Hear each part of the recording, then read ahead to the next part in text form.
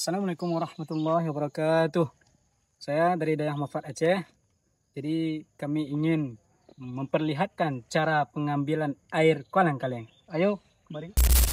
Jadi terutama dulu kita nantinya goyang kolang-kalingnya, buahnya. Habis digoyang, nanti baru kita pukul.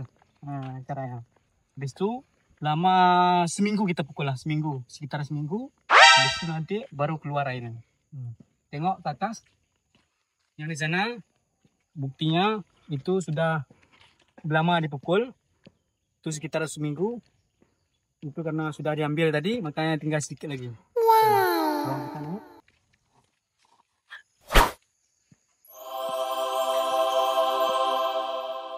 Oke, bentar. Jadi beginilah caranya. Sebelum dipukul, goyang dulu, goyang sekitaran 20 kali gini. Habis itu baru kita pukul. Cara mukulnya pakai mantra. What?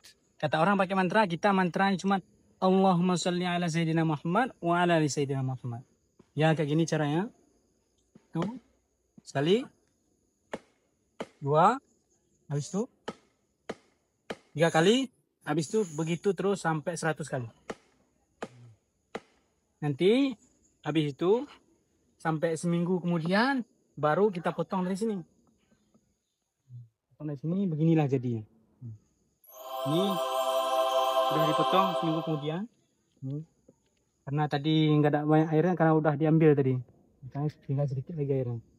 Begitulah cara pengambilan air kolang-kaling di daerah Mafat Aceh. Sekian, terima kasih.